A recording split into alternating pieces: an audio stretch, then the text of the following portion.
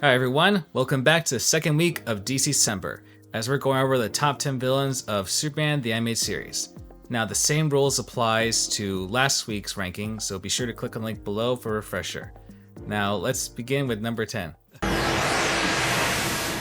Lightner. It's Luminous now. I like Luminous a lot, because what's cool about him is he's got all these optical illusion-based abilities, so you could, I think, have a lot of fun with that on the screen, like in a live action setting. But even in the anime series, like having like a headquarters that's invisible on the outside, and then you just find the door, like that was in his second appearance, because he was in the show twice. He comes up with the supervillain name in that first episode, and he's got just like blue jeans and a kind of a clunky armor that he wears, but the costume is a lot more like the Firestorm villain Multiplex. I think Luminous is the DCAU's version of Multiplex in a way, because he can copy himself with hard light sort of copies, and his costume looks just like Multiplex's costume, so except orange instead of blue. As a kid, I didn't know any Superman villains at all, so all of these were original to me, and none of them felt like differently original. Like none of them felt out of place with everyone else, because they're like half of this list is like brand new to this show characters. I feel like Luminous is this low on the list just because his episodes to me weren't as exciting as, like, we'll get to Volcana and Livewire and stuff like that, and that they were more standout original characters to me anyway. I like the first Luminous episode because he's just creeping on Lois Lane and trying to track her down and stuff. The second Luminous episode, despite him being in his costume and you know the sky is all red and all that stuff, is much less memorable to me plot wise, and I always have to remind myself, like, what actually happened in that episode? Oh yeah. So yeah. That's fair. And his real name is Eric Leitner. He has light powers, so that is always fun. they did a good job with that. They're always so creative when it comes to making names based off their aliases. But yeah, I agree. Like, Luminous definitely is a low villain. Like, he definitely has some creativity. I mean, like, there's not too many villains that can actually turn the solar rays red, so that's a big deal. And instead of creating just like devices that shoot red solar energy. Reddy Kilowatt, that's his name. Yeah, I also like that his costume was cool enough that when he showed back up in Justice League for an episode, that it just looks the same. Like they didn't do any alterations to it.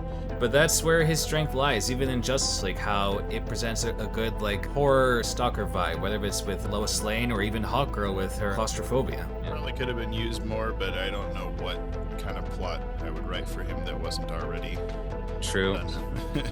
Unfortunately, he got sucker punched out of not being added to the mainstream comics. And speaking of knockouts, let's take a look at number 9, Volcana. Life, liberty, and the pursuit of my happiness. I think one of my favorite original characters so far, because, like, yeah, she's another pyro-based villain, but I think it's a good match for someone like Superman, especially around the same time there was Firefly appearing in TNBA. She's also just less of a, like, gimmicky fire villain, and that just happens to be what she can do. The story is actually like really interesting, and it's really early on Cadmus setup kind of stuff. It's a lot like Stranger Things. Yeah, it is. The plot of Eleven and Papa. Luckily, we didn't see Eleven in that same outfit. The voice actress is a good choice. I also like that her hair is like this long Starfire kind of deal going on.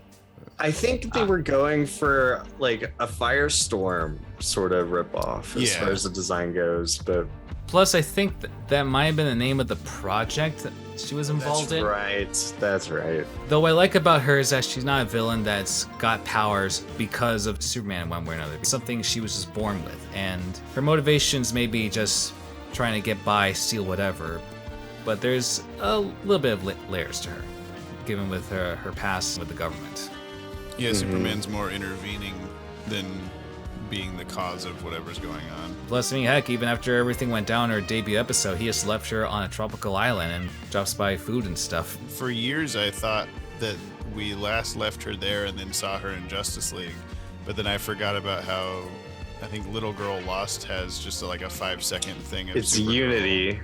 It's Is it Unity? the- Oh, Yeah. you're right. You're right. Yeah, but you're right about the yeah. scene. It's Yeah. just Supergirl fighting her in front of like a bank or something for Mhm. like 10 seconds, and then I'm like, oh, okay. So there really is no explanation for why she's doing that, but whatever. She got off the island and decided to rob a bank.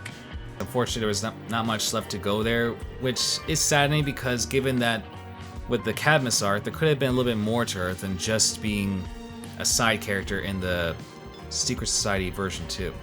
It would have been nice to see her, I think, be like maybe even recruited by the Question to go get revenge on Cadmus or something Yeah, like that. that'd be cool.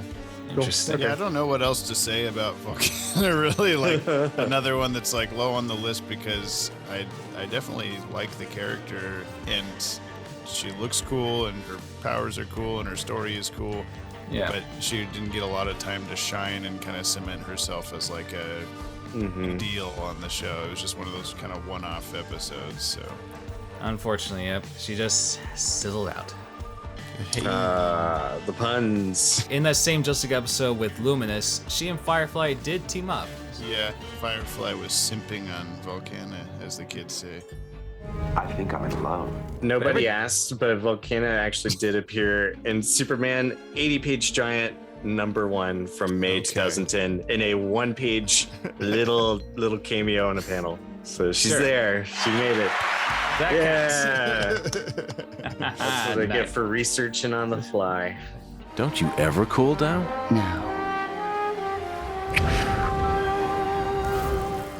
Thanks for watching. Stay tuned as tomorrow we'll continue with our list for the week. Also, be on the lookout for the upcoming Multiverse fundraiser on January 20th to the 22nd of next year.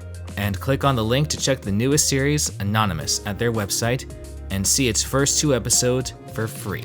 Be sure to like and subscribe for more content, as more will come on DCember.